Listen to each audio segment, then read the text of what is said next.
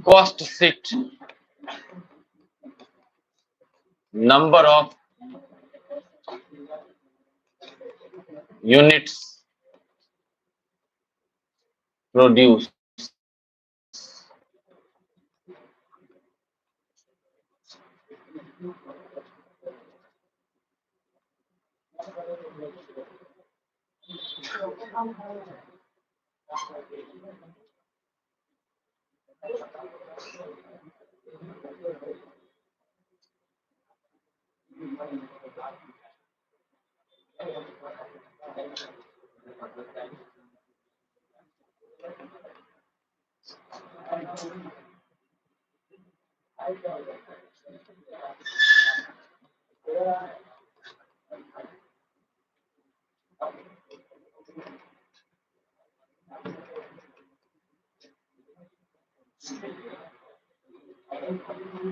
कोई भी प्रोडक्ट बनता है बच्चों, कोई भी प्रोडक्ट क्या होता है, बनता है, उसमें मटेरियल लगता है, लेबर लगता है और खर्च वगैरह लगता है। बोलो हाँ या ना, थोड़ा सा समझना पड़ेगा थ्योरी रूप से।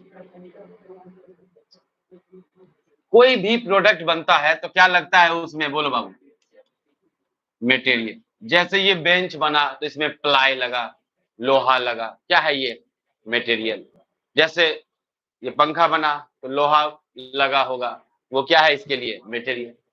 मटेरियल दो तरह का होता है, कितना तरह का होता है बोलो, एक होता है डायरेक्ट मटेरियल, एक होता है इनडायरेक्ट मटेरियल। एक होता है क्या, एक होता है क्या, डायरेक्ट मटेरियल उसको कहते हैं जो प्रोडक्ट देखते के साथ आप आइडेंटिफाई कर सको। जैसे बेंच देखते हैं तो पलाई दिख जाता है, लकड़ी दिख जाता है, बोलो जी, लोहा दिख जाता है, तो क्या हो गया, ये डायरेक्ट मटेरियल हो गया, जो प्रोडक्ट देखते के साथ आइडेंटिफाई हो जाता है। जैसे कॉपी देखते हैं, किताब देखते हैं तो पेपर इसमें है, पेजेस है, बोलो जी, ये क्या है इसका, डायरेक्ट मटेरियल। जब आप प्रोडक्ट देखते के साथ आइडेंटिफाई कर लेते हैं तो वो हो गया डायरेक्ट मटेरियल। और एक इनडायरेक्ट मटेरियल भी होता है जो फैक्ट्री में यूज होता है। जैसे जिस फैक्ट्री में मशीन चल रहा है, रॉ मटेरियल से फिनिश्ड गुड्स बन रहा है, उस मशीन में फ्रिक्शन ज्यादा नहीं हो, घर्षण ज्यादा नहीं हो, उसमें लुब्रिकेंट ऑयल यूज किया जाता है। क्या यूज किया जाता है बोलो, लुब्रिकेंट ऑयल यूज किया जाता है ना। मशीन को बार बार हो सकता है पेंट करना पड़ सकता है, और भी छोटा छोटा अलग तरह का मटेरियल यूज किया जाता है। बोलो हाँ या ना, क्या ये पॉसिबल है कि नहीं है। जो प्रोडक्ट पर नहीं है, या डायरेक्ट प्रोडक्ट पर नहीं है, या प्रोडक्ट देख करके उसको आइडेंटिफाई नहीं किया जा सकता है। क्या बेंच देख करके आइडेंटिफाई किया जा सकता है कि इसको बनाने में जो मशीन होगा उसमें फ्रिक्शन ना हो, घर्षण ना हो, तो उसमें एक ऑयल यूज किया गया होगा, बिल्कुल नहीं। लेकिन वो भी तो मटेरियल यूज हुआ ना, वो क्या है बोलो, इनडायरेक्ट मटेरियल। ओके जी, तो डायरेक्ट मटेरियल और वैसे ही होता है डायरेक्ट लेबर और इनडायरेक्ट लेबर। डायरेक्ट लेबर हो गया जो प्रोडक्ट बनाने में डायरेक्ट इंगेज है, जो प्लाई काट रहा है, जो लोहा ठोक रहा है इसके अंदर, बिल्डिंग कर रहा है इसके अंदर, वो क्या हो गया, डायरेक्ट लेबर, क्योंकि वो डायरेक्ट इंगेज है प्रोडक्ट को बनाने में। ठीक है जी। एक होता है क्या, इनडायरेक्ट लेबर। अब जैसे मान लो हम लोग का गोडाउन है यहाँ से 100 मीटर दूर, और ये फैक्ट्री है, तो गोडाउन से माल उठा उठा कर ला रहा होगा और यहाँ पे बन रहा होगा। वो जो वहां से यहाँ ला रहा है वो भी तो लेबर ही है, बोलो जी। तो लेकिन वो प्रोडक्ट बनाने में क्या डायरेक्ट इंगेज है, नहीं है, तो क्या हो गया वो, बोलो इनडायरेक्ट लेबर। ओके जी। तो direct material, indirect material, direct labour, और वैसे ही होता है डायरेक्ट एक्सपेंस और इनडायरेक्ट एक्सपेंस। डायरेक्ट एक्सपेंस और प्रोडक्ट बनाने में जो भी और भी कुछ खर्च है वो डायरेक्टली इंगेज है। अब जैसे समझो, मान लो प्रोडक्ट बन रहा है तो मशीन चल रहा है, तो मशीन में पावर एंड फ्यूल लग रहा है, बोलो जी, तो वो क्या हो गया, डायरेक्ट एक्सपेंस हो गया। अब लेकिन फैक्ट्री में हर जगह लाइट रहे जरूरी है ना, तो उसके लिए बल्ब जल रहा है, उसका इलेक्ट्रिसिटी चार्ज आ रहा है, तो वो क्या है, इनडायरेक्ट। ऑफिस का हर एक खर्च क्या है, इनडायरेक्ट एक्सपेंस। शोरूम का हर एक खर्च क्या है, इनडायरेक्ट एक्सपेंस, क्योंकि वो प्रोडक्ट बनने में खर्च नहीं हो रहा है, बेचने में खर्च हो रहा है। समझ रहा है मेरी बात। तो इन सब चीजों का यहाँ यूज होने वाला है। ध्यान से समझना एक बात, कई बार बोलते ही रहते हैं। तो कॉस्ट शीट जब हम बनाते हैं तो डायरेक्ट मटेरियल, क्या डायरेक्ट लेबर बोल दो या डायरेक्ट वेजेस बोल दो, मतलब सेम है। ओके जी, तो डायरेक्ट मटेरियल, डायरेक्ट लेबर या डायरेक्ट वेजेस और direct expenses. Direct material, direct labour और डायरेक्ट, तीनों जोड़ते हैं। क्या करते हैं तीनों? उसको हम लोग बोलते हैं प्राइम कॉस्ट। क्या बोलते हैं बच्चों? तो हम लोग जब जोड़ते हैं,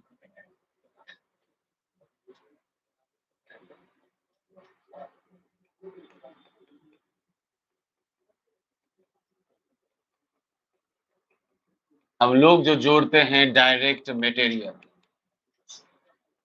में डायरेक्ट लेबर या डायरेक्ट वेजेज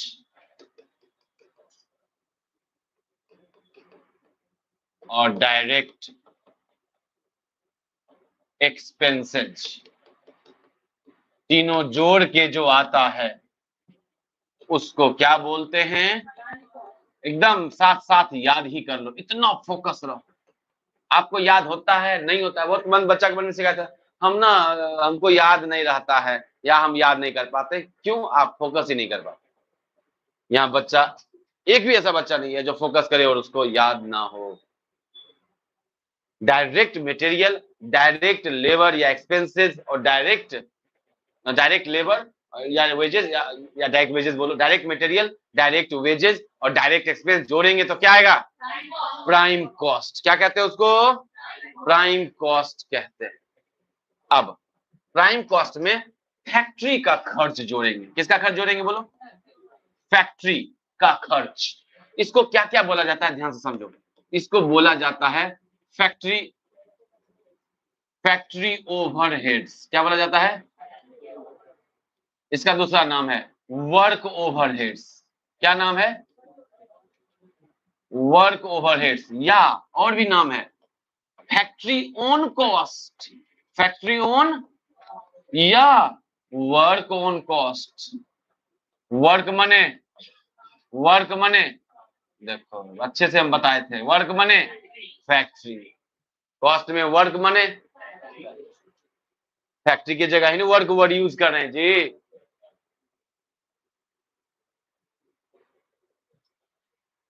तो फैक्ट्री का सारा खर्च, चलो कुछ खर्च लिख देते हैं, जैसे क्या? फैक्ट्री का रेंट, फैक्ट्री का इलेक्ट्रिसिटी चार्ज, फैक्ट्री के सामान का डेप्रिसिएशन, रिपेयर मेंटेनेंस, फैक्ट्री के मशीन वगैरह का इंश्योरेंस, है ना जी। तो फैक्ट्री में जो भी खर्च होता है ना, वो सब हम लोग यहाँ पे क्या करते हैं बोलो? तो हम कुछ खर्च लिख दिए, हम कोई सारा खर्च नहीं लिख रहे हैं, ध्यान रखें। सिंपल है, फैक्ट्री का खर्च है तो जुड़ जाएगा। ये सब फैक्ट्री का खर्च किस में जुड़ रहा है बोलो? Prime cost. किस में जुड़ रहा है बोलो? तब जो आएगा, ध्यान देना, तब जो प्राइम कॉस्ट में ये सब जोड़ देंगे। प्राइम कॉस्ट में ये सब माने प्राइम कॉस्ट में फैक्ट्री ऑन कॉस्ट या फैक्ट्री ओवरहेड्स जोड़ देंगे, तब जो आएगा उसको बोला जाता है फैक्ट्री कॉस्ट या work cost.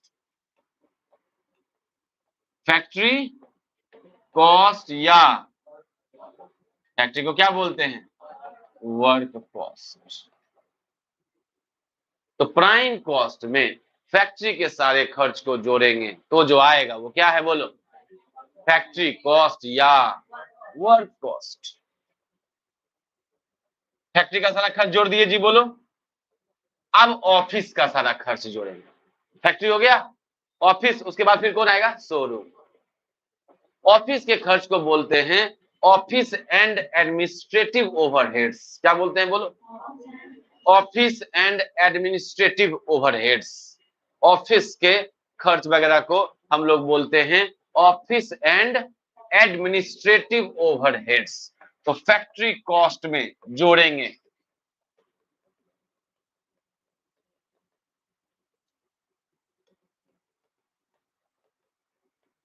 Office and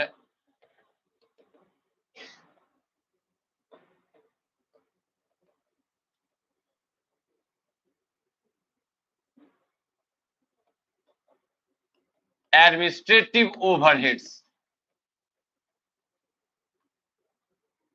office and administrative overheads. अब ऑफिस का खर्च, तो ऑफिस का भी तो रेंट होगा ना, ऑफिस के भी तो स्टाफ का सैलरी होगा, ऑफिस का भी तो इलेक्ट्रिसिटी चार्ज होगा, बोलो जी, ऑफिस का भी तो टेलीफोन चार्ज होगा, ऑफिस का भी तो जनरल चार्ज होगा,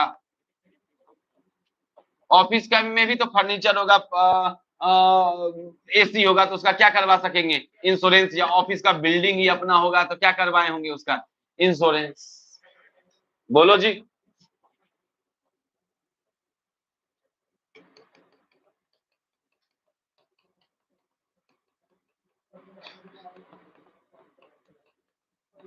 ये सब जोड़ दिए किसमें, फैक्ट्री कॉस्ट, ऑफिस का खर्च जोड़ दिए, तो जो आया, तो जो इसको बोलते हैं cost of production,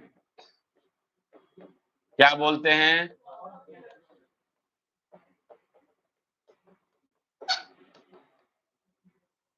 cost of production, cost of production,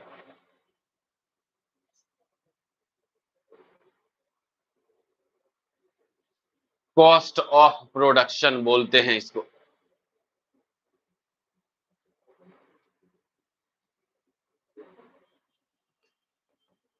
फिर अब इसमें फैक्ट्री जुड़ गया, ऑफिस जुड़ गया, अब कौन आया, शोरूम, शोरूम को बोलते हैं सेलिंग एंड डिस्ट्रीब्यूशन ओवरहेड्स, क्या बोलते हैं बोलो,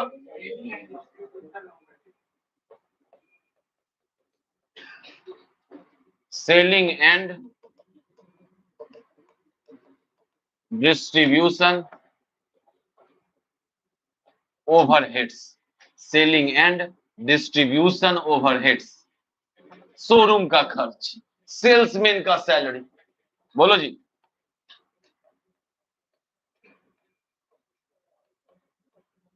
डिलीवरी वैन का डेप्रिसिएशन, डिलीवरी जैसे डिलीवरी करता है, सामान एक जगह से दूसरी जगह पहुंचाता है,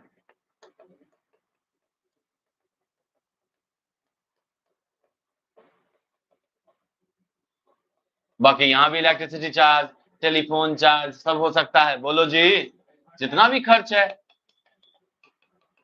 सेलिंग एक्सपेंस है जितना, एडवर्टीजमेंट, बिल्कुल।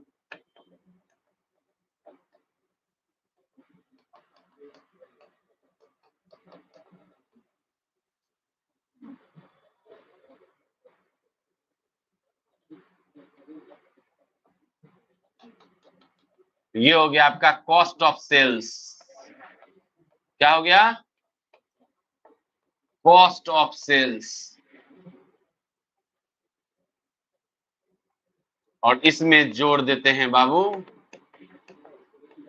प्रॉफिट, क्या जोड़ते हैं, तो जो आता है वो है सेल्स, यही है कॉस्ट शीट का नॉर्मल वाला फॉर्मेट।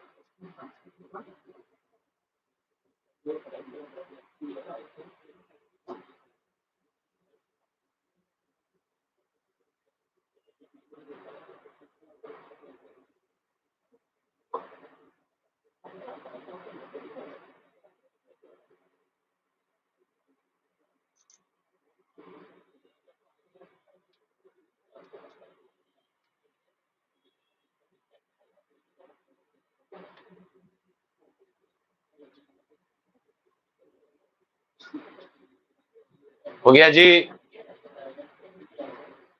तो सबसे पहले इसको दिमाग में डालेंगे, है ना, डायरेक्ट मटेरियल, डायरेक्ट लेबर और डायरेक्ट एक्सपेंस को जोड़े थे तो क्या आया था? Prime cost. क्या आया जी? हो गया सब लोग का? Prime cost. Direct material, direct labour और डायरेक्ट एक्सपेंस को जोड़े तो क्या आया? और प्राइम कॉस्ट में जोड़े किसका खर्च? फैक्ट्री का खर्च, जिसको फैक्ट्री ओवरहेड्स बोल सकते हैं, या वर्क ओवरहेड्स बोल सकते हैं, या फैक्ट्री ऑन कॉस्ट बोल सकते हैं, या वर्क ऑन कॉस्ट बोल सकते हैं, है ना? तो फैक्ट्री का सारा खर्च जोड़ दिए प्राइम कॉस्ट में, तो जो आया उसको क्या बोलते हैं? फैक्ट्री कॉस्ट या वर्क कॉस्ट। फैक्ट्री कॉस्ट या, अब उसमें फिर जोड़ेंगे office and administrative overheads, office का खर्च, ऑफिस का रेंट, ऑफिस का सैलरी, ऑफिस का इलेक्ट्रिसिटी चार्ज, टेलीफोन चार्ज, है ना? ये सब जोड़ेंगे तो जो आएगा, उसको बोलेंगे हम लोग कॉस्ट ऑफ प्रोडक्शन। क्या बोलेंगे? कॉस्ट ऑफ प्रोडक्शन बोलेंगे, उसको बोलेंगे कॉस्ट ऑफ प्रोडक्शन।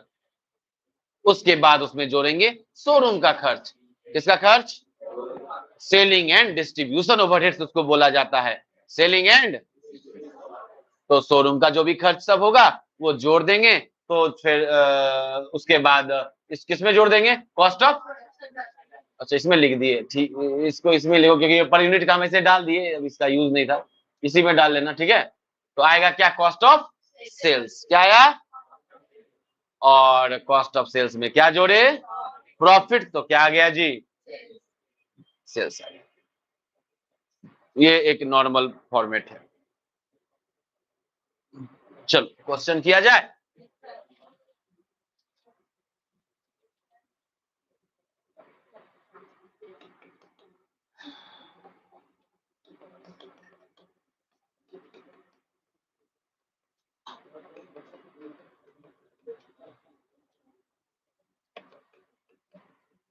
अच्छा, यहाँ डायरेक्ट मटेरियल लिख दे रहे हैं, हो सकता है क्वेश्चन में आपको, अच्छा सुनो ध्यान से, चलो पहले ये बना लेते हैं।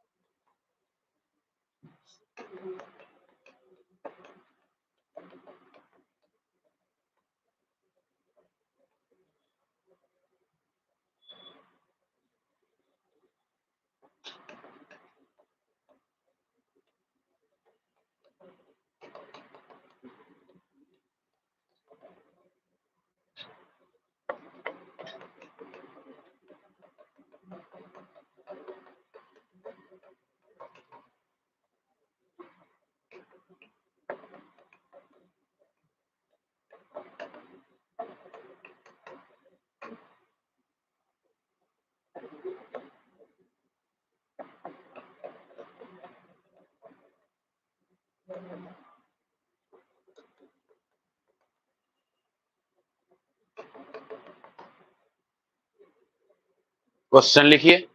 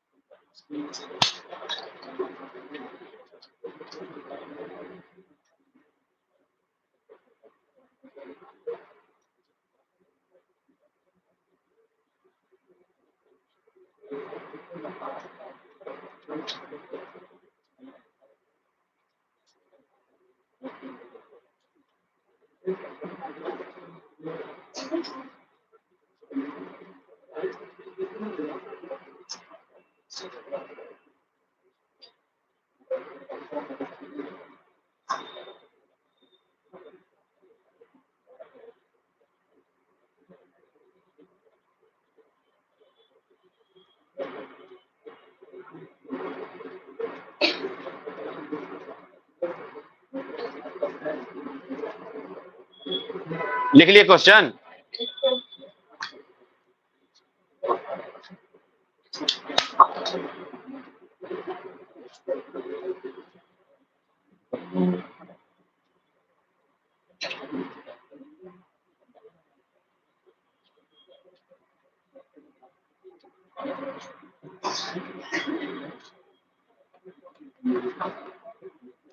कॉस्ट शीट है, नंबर ऑफ यूनिट प्रोड्यूस, कितना यूनिट है? क्वेश्चन पर ध्यान, कितना यूनिट बनाया है? क्वेश्चन लिख लिए, याद ही नहीं?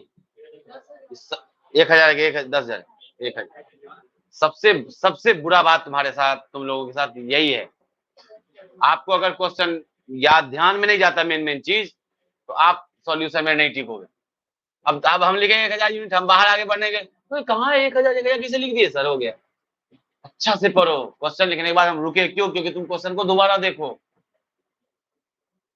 हम ऐसे ही बोलते रहते हैं क्या रे, क्वेश्चन ही सब कुछ है, क्वेश्चन ही सब कुछ है। ये सच की बात बिल्कुल ना, हटाओ, नालायक सब।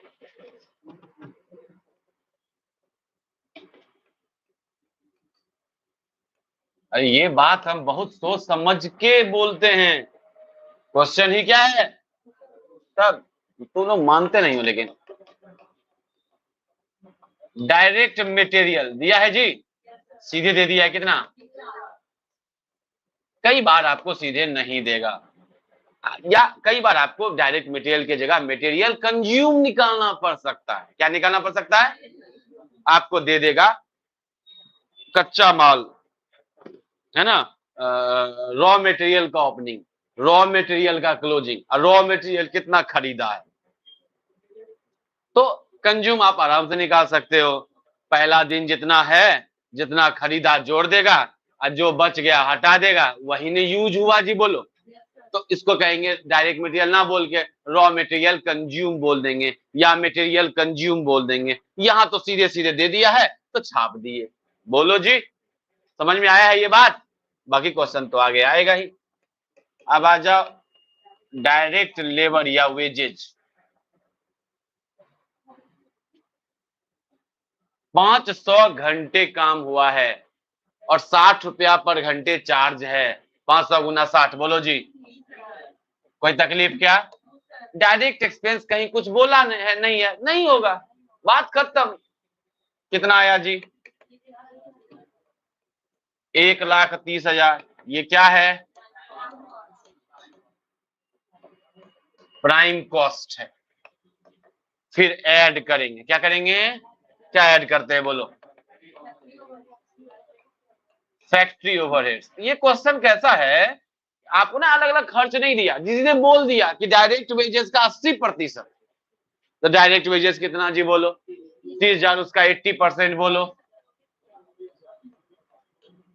जोड़ दिए सीधे। रेंट सैलरी अलग अलग नहीं, सब इसी में जुड़ा हुआ है। बोल दिया वेजेस का 80%, कोई तकलीफ क्या? तो जो आया जोड़ के कितना आया बोलो बाबू, 1,54,000। बोलो बोलो बोलो, इसको क्या कहेंगे? Factory cost. क्या कहेंगे? या दूसरा नाम वर्क कॉस्ट। फिर ऑफिस का खर्च, ऑफिस एंड एडमिनिस्ट्रेटिव ओवरहेड्स।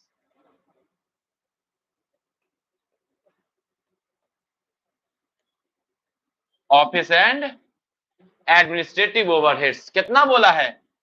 20%। किसका? प्राइम कॉस्ट का 20%। प्राइम कॉस्ट है ना ये 1,30,000, उसका 20% कर दो जी, 26,000 जोड़ दो, 1,80,000। ये क्या हो गया? Cost of production.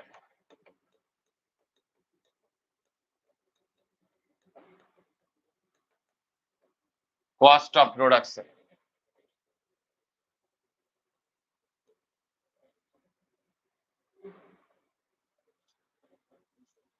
Cost of, आप शोरूम का खर्च बोलो जी, क्या करेंगे? Selling and distribution overheads. Selling and distribution overheads, बोलो जी, क्या बोला है?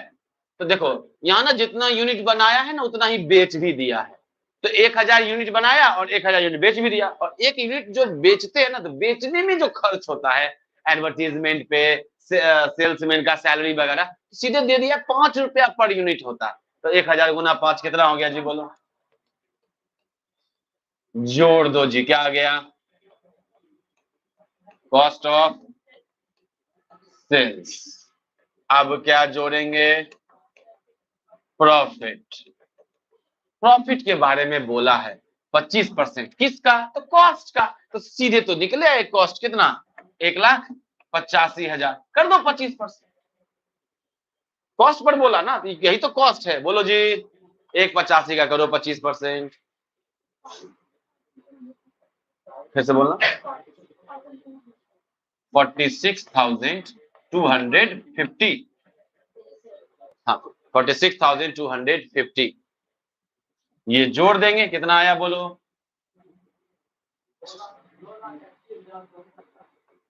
2,31,250। यही क्या आ गया बोलो?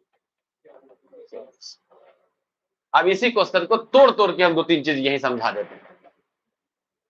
लिख लीजिए, किसको किसको समझ में आ गया है? हाथ उठा। तुमको बाबू है? ठीक, लिख।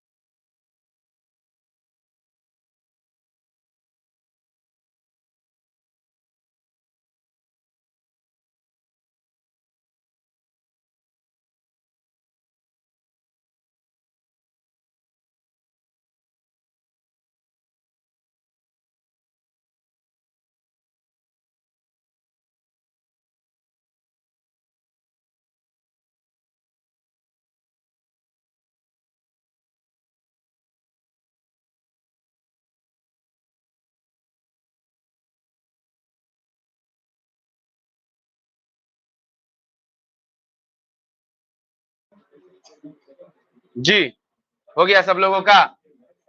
इसमें एक चीज अगर लिखा रहता, profit on sale 25%। Hello hello, क्या लिखा रहता? किसको कोई फर्क नहीं पड़ता, कर लेता हूं।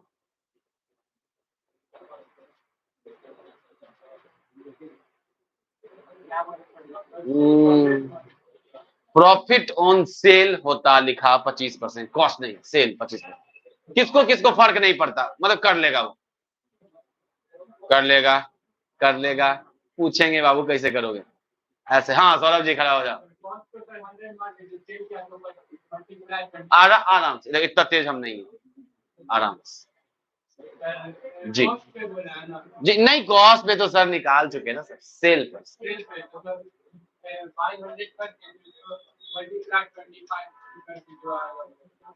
किसको बाय 100 कर लेंगे? 125 नहीं, 185, 125 तो है नहीं, बटा 100। ओके, नहीं गलत है। जी मोहन जी, प्रकाश जानी, सेल को 100 मान लिया। ओके, सेल 1,85,000 नहीं है, कॉस्ट है।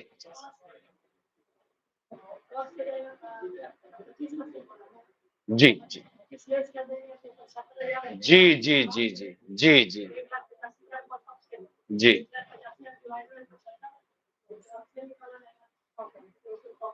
सेल निकल जाए या प्रॉफिट निकालना होगा तो। वेरी गुड, ताली बजाओ मोहन के लिए सब लोग। कौन आवाज कौन निकाला वे? बैठो, बहुत अच्छा, क्लियर है। तो हम जब पूछे कि इसको किससे मिल सकता, क्यों नहीं हाथ उठा बेशर्मो? कितना पढ़ोगी, जो कंसाइनमेंट पढ़ लिया उसी में फंसा रहेगा। हाँ, सब दिन सिखाएंगे तभी सीखोगे, खुद से अपना नहीं। भिखारी हो? अरे भिखारी कमाता नहीं है, वो बैठ जाता है मंदिर के, ऐसे भिखारी का बड़ा इज्जत करते हैं, भगवान माफ करे हमको। भिखारी क्या होता है? बैठा रहेगा इंतजार में, कोई देगा उसी का कुछ खरीद के खा लेगा। बोलो जी, तो वही तुम लोग हो, अपना दिमाग यूज नहीं करते। तुम नहीं हो, तुम्हारी दोस्त है, यही बोलना चाह रही हो ना? अरे समझ में आया बात? यार ये तुम लोग कर सकते हो ना। अरे भाई सेल लिख दिया तो क्या हो गया, कितना सिखाए, कितना सिखाए, जिस पर परसेंटेज है उसको क्या मानना चाहिए। अरे ये बात हम नहीं तो 100 बार बोले होंगे। प्रॉफिट ऑन सेल बोला, सेल को मान लेंगे क्या 100, तो प्रॉफिट है सेल पर 25%, तो 100 पर 25%, 25 हो गया प्रॉफिट।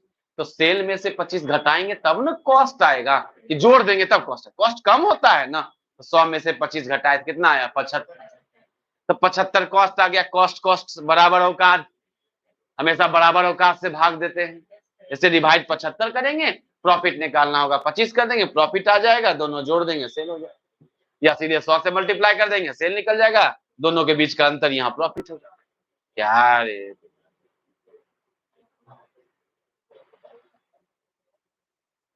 कब तक ना समझ बन के बैठे रहोगे? हम तो देते हैं चांस कि तुम समझदार बन के निकलो। और देते हैं कि नहीं देते हैं चांस? हम नहीं चाहते कि तुम वो स्टूडेंट बनो, हाँ आ गया सीख लिए, सर पढ़ा दिया आ गया। वो तो ठीक है, वो तो जनरल है ना। आप जब खुद से कुछ करने लगो, खुद से कुछ सोचने लगो, तब ना हुआ स्टूडेंट, नहीं तो डब्बा हो डब्बा। हम लोग का लगता है बचपन से पढ़ाई लिखाई अच्छा नहीं हुआ है, स्किल डेवलपमेंट हुआ ही नहीं, सोचने का क्षमता नहीं है, नजर छुपाएगी बस, नजर ऐसे ऐसे।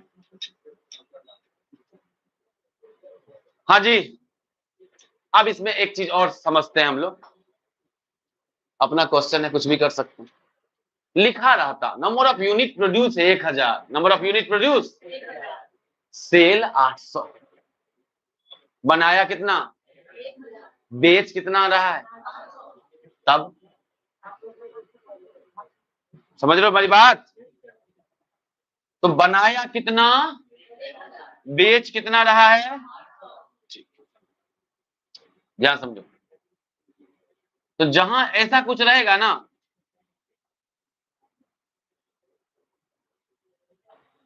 तो यहां तक करेंगे, दो तरीका है। यहां तक कर लिए, कॉस्ट ऑफ प्रोडक्शन निकल गया। ये कॉस्ट ऑफ प्रोडक्शन कितने यूनिट का है, 1000, क्योंकि बनाया कितना है,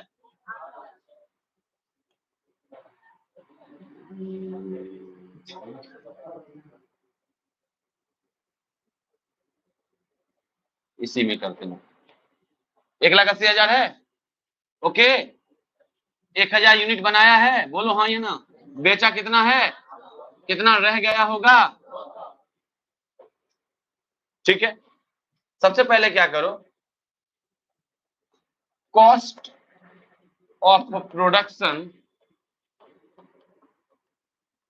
पर यूनिट निकाल लो। 1,80,000 कीमत है 1000 प्रोडक्ट की, एक का कितना हुआ 180। पक्की बात, हम वही सोच रहे कैसे बतावे, अलग से लिख के बतावे। ठीक, तो हम जान रहे ना 1,000 यूनिट है। अब इसमें से क्या करेंगे हम, जो नहीं बेचे उसको हटा देंगे। Closing finished goods, closing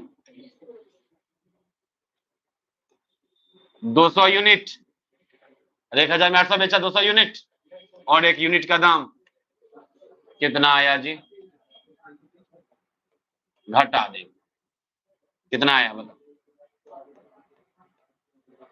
1,00,000। यह है cost of goods sold, cost of COGS, okay. अब इसमें करेंगे शोरूम का खर्च, क्योंकि शोरूम उसी यूनिट पर खर्च करता है जो यूनिट बिकता है। यूनिट कितना बिका है, और एक यूनिट बेचने पे कितना रुपया, बट सेलिंग का खर्च 5 रुपया। लिंक के तोड़ देते तो रिदम में तोड़, वापस आते कितना, अगर रिदम में खिंचा जाता ना मजा आ जाता। तुम लोग ये बोले 180। हाँ जी, वापस वापस। कॉस्ट ऑफ गुड्स सोल्ड कितना, ये वो यूनिट है जो बेच रहा है। शोरूम ना उसी यूनिट पे खर्च करता है जो बिक रहा है। जो रखा है उस पर शोरूम का क्या खर्च, नहीं, कोई खर्च नहीं। कितना यूनिट बेच रहा है, तो 800 गुना 5 करेंगे, कितना आया 40,000। ये होगा यहाँ पे खर्च, और 800 गुना 5 ना, सॉरी, यहाँ 4,000, sorry. Selling and distribution overheads 4,000, 4 ना बोले, कितना होगा 1,48,000 ना। फिर इसमें क्या कर रही हो रे, ठीक है, कोई दिक्कत क्या, क्या आ गया ये कॉस्ट ऑफ, फिर इसमें क्या जोड़ेंगे प्रॉफिट। तो जो कैसा जैसा क्वेश्चन में बोलेगा कर देंगे। अगर कॉस्ट पर बोलेगा तो जानिए रहो, इस सीरीज का 25% कर देंगे, कॉस्ट है ही यही, बोलो जी, सेल निकल जाएगा। इसके बाद का तो कहानी समझ रहे हो।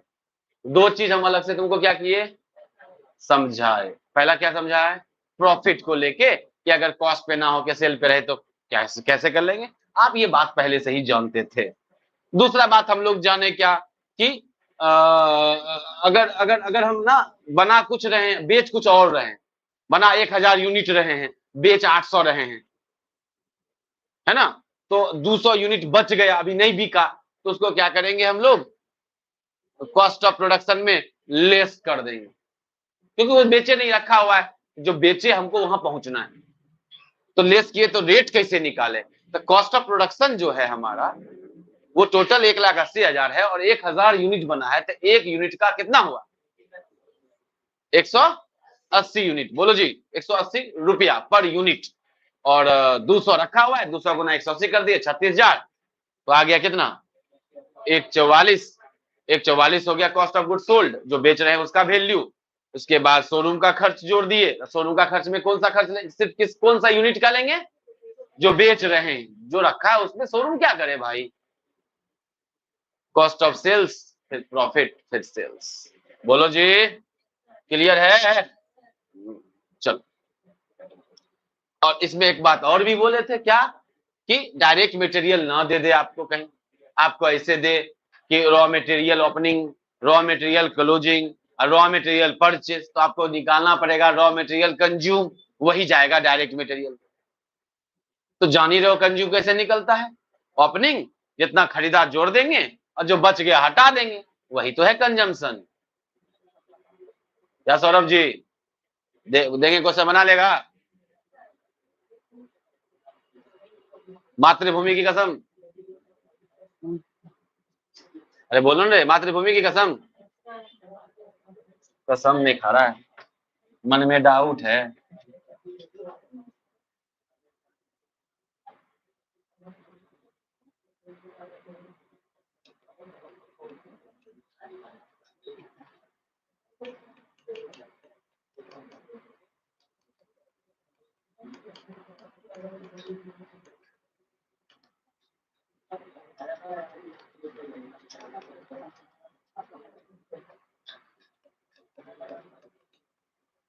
रॉ मटेरियल खरीदा 2 लाख का, जिसमें रॉ मटेरियल बच गया है 20,000 का।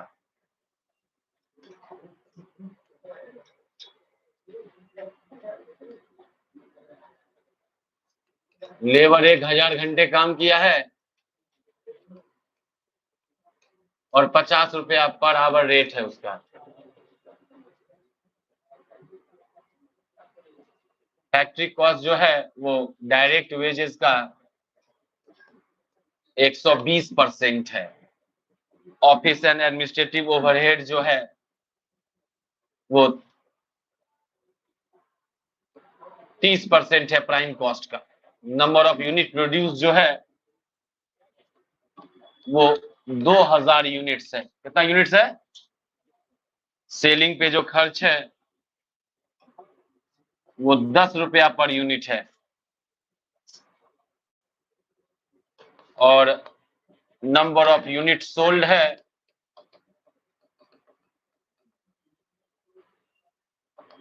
1600। कितना है बोलो? 1600 यूनिट बेचा है।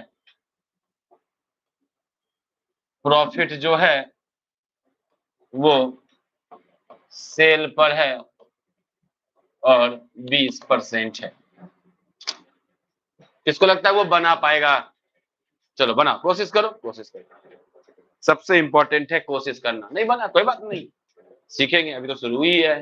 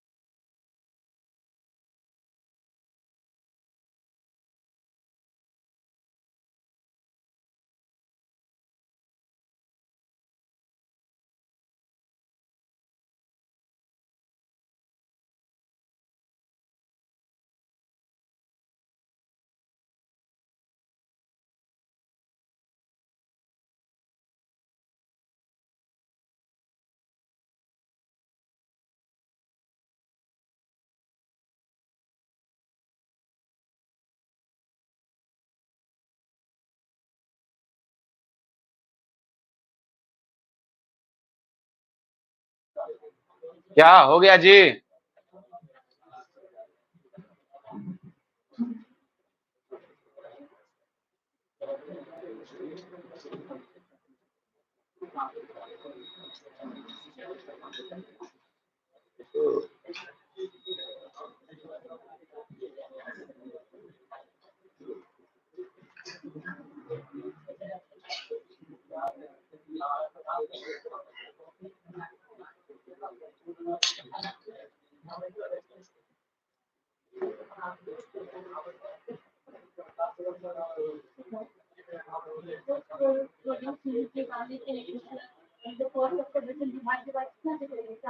यूनिट्स 2000 16 2000। अरे कॉस्ट ऑफ प्रोडक्शन कितना बनाई, क्यों पूछती हो? बनाई 2000 हो गया।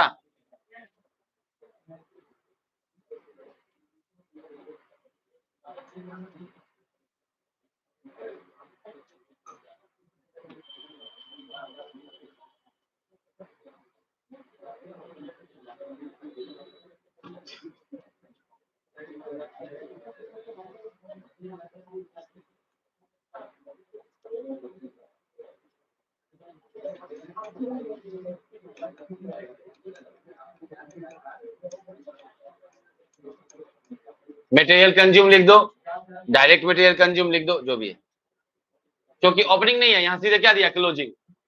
इसी साल शुरू हुआ होगा फैक्ट्री, मान लो, तो 2 लाख लिख दें।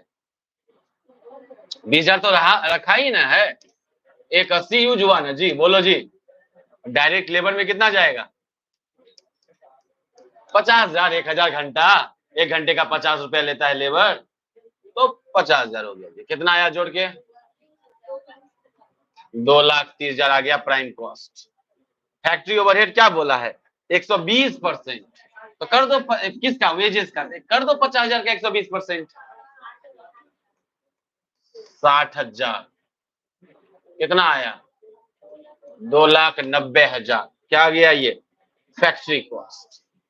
अब आ जाओ office and administrative overheads. Office and 30% of prime cost, 30% of, तो 2,30,000 का करो 30%, 69,000। बोलो जी कितना आया? 3,59,000। कोई दिक्कत? अब हम लोग निकालेंगे cost of production per unit.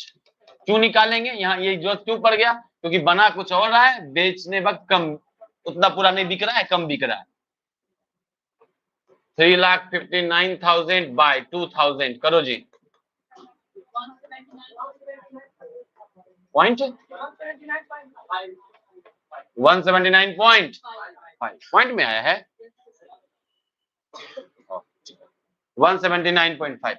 तो अब 2000 यूनिट्स में 1600 बेच दिया, कितना रह गया? तो अब हम लोग यहाँ पे 400 और रेट है एक 179.5 कॉस्ट लगता है, कितना हुआ? यही ना, तो ये हटा देंगे क्योंकि इतना तो रह गया, बिका नहीं है, तो घटाओ कितना आया?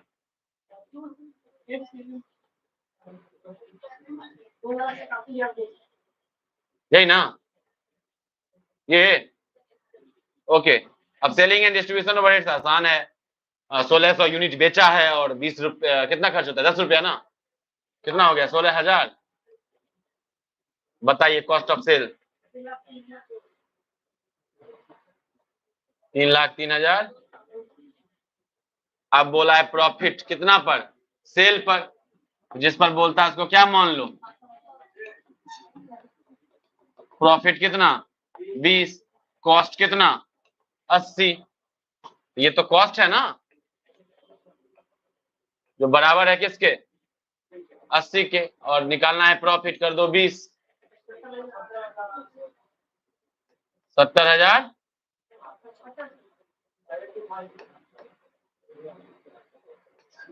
75,800 जोड़ दो जी। क्या आया ये? अब तुझे पूछेगा सेल्स पर यूनिट बताओ, बताओ तो सेल्स पर यूनिट।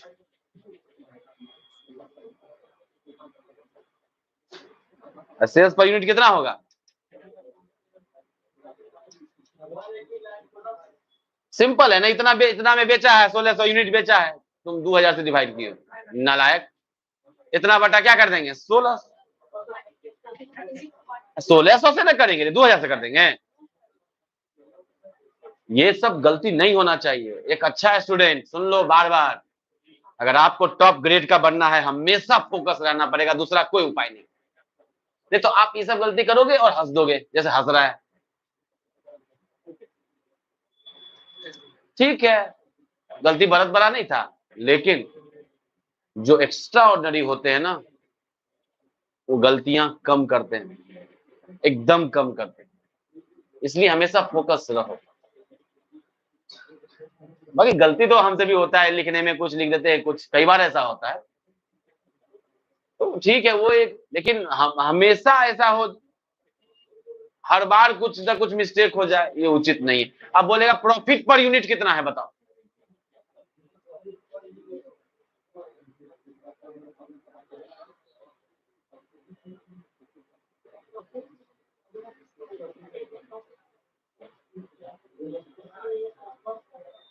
सिंपल है ना, क्यों इतना दिमाग लगाना? कितना टोटल प्रॉफिट हुआ? आज 1600 यूनिट है भाई, और क्या? 47.375। अरे क्लियर है सौरभ जी?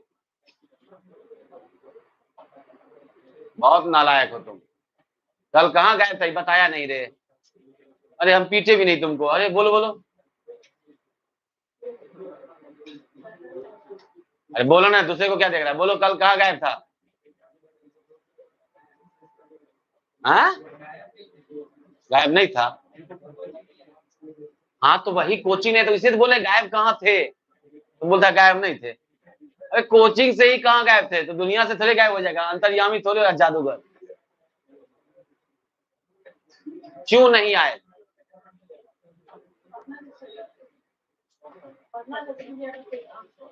हाँ, अरे इसको बोलने दो ना भाई, तो कल काय नहीं, रीजन दो ना, मन नहीं किया है? खड़ा हो जाओ तुम, कान पकड़ के खड़ा रहो 10 मिनट, खड़ा रहो, खड़ा हो ना रे, कान पकड़ लो, पकड़ो ना कान, ऐसे पकड़ लो, दिक्कत क्या है? ऐसे पकड़ रहा, ऐसे कान ऐसे पकड़, ऐसे ऐसे ऐसे ऐसे ऐसे ऐसे ऐसे ऐसे पकड़ो ना रे अच्छे से, ऐसे ऐसे ऐसे ऐसे, हमको ही पकड़ना पड़ रहा है, शर्म आ रहा है ना? खड़ा रहो, अब ऐसा ही सजा देंगे हम।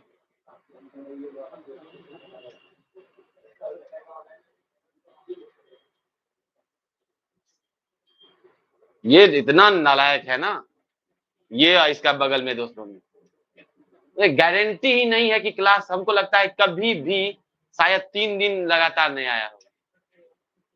क्या सौरभ, तुम आते हो तो आते हो, नहीं तो फिर महीनों महीनों गायब होते हो। और ये तो हमको लगता है सही में पूरा 12th में 11th में आया रहा होगा, 12th में ये हमको लगता है कि 3 दिन लगातार नहीं आया। बैठो रे बैठो, अगला दिन से यहाँ खड़ा कर देंगे कैमरा के सामने, अरे ऊपर में लिख देना 2000 यूनिट्स प्रोड्यूस, या लिखना ही मत कि बेच बना रहा है कुछ और बेच कुछ हो रहा है, या लिख देना नंबर ऑफ यूनिट प्रोड्यूस 2000, उसके नीचे फिर number of unit sold 16। Okay जी,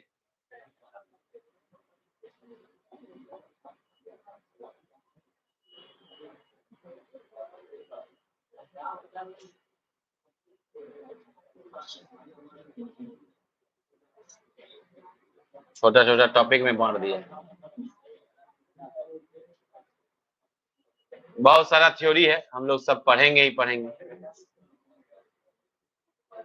चलो, अब जो थोड़ा सा एडवांस लेवल वाला फॉर्मेट है उसको देखते हैं किताब से भी, फिर हम बनाकर भी बता देंगे। ओके जी, तो डायरेक्ट मटेरियल में अगर कंज्यूम निकालना पड़ेगा तब ओपनिंग जोड़ेंगे रॉ मटेरियल, परचेज जोड़ेंगे तब डायरेक्ट मटेरियल निकालने के क्या करेंगे, opening raw material plus purchase, carriage भी रहता जुड़ता है, मालूम है कैरेज जुड़ता है, माइनस क्लोजिंग, बोलो जी, इससे क्या निकल गया, डायरेक्ट मटेरियल या मटेरियल कंज्यूम। ओके जी, डायरेक्ट वेजेस, डायरेक्ट एक्सपेंसेस जोड़ दिए, क्या आया, कोई दिक्कत, ऐड करेंगे किसका खर्च, फैक्ट्री का खर्च, indirect material, loose tools, indirect wages, देखो सब indirect material, indirect wages, direct prime cost के पहले आए, और इनडायरेक्ट कहाँ आएगा, फैक्ट्री में इनडायरेक्ट वगैरह, rent, rates, lighting, heating, power, fuel, repair, maintenance, research, expenditure, depreciation वगैरह वगैरह वगैरह वगैरह वगैरह वगैरह। ओके, अब 3 स्थिति होता है, एक होता है कच्चा माल, एक होता है इंटरमीडिएट गुड्स जिसको वर्क इन प्रोग्रेस कहते हैं, क्या कहते हैं, तीसरा होता है फिनिश्ड गुड्स। दूध रखा है, मिल्क, मिल्क क्या है, रॉ मटेरियल, अब उससे ना खुआ बना है, जिससे मिठाई बनना है, गुलाब जामुन, तो दूध रॉ मटेरियल है, खुआ जो है वो क्या है, वर्क इन प्रोग्रेस है, मिठाई बन गया तो क्या हो गया, फिनिश्ड गुड्स हो।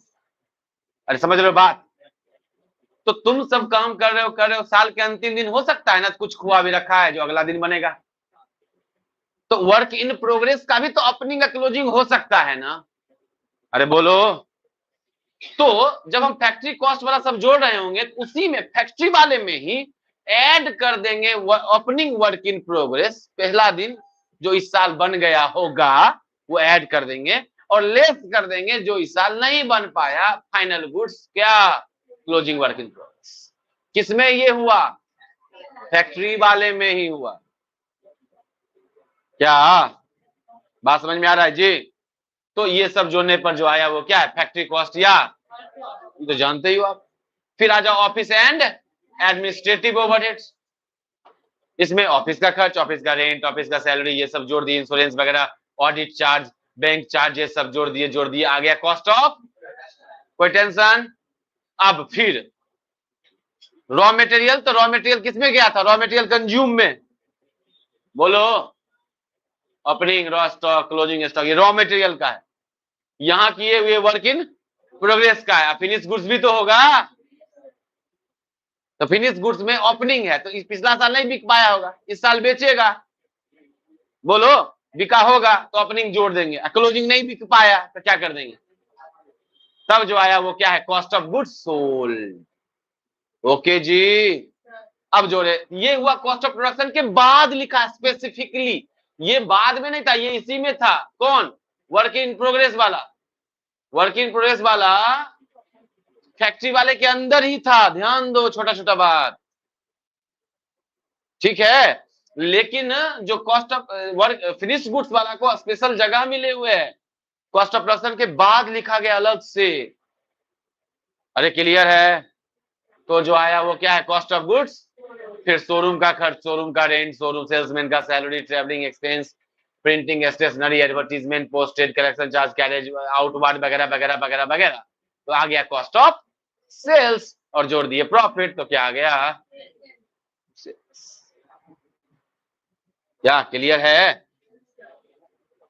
इसको हम बनाकर भी क्या करेंगे? बता देंगे, जिससे आपको कोई परेशानी नहीं हो। चलो अब इकोनॉमिक्स करते हैं।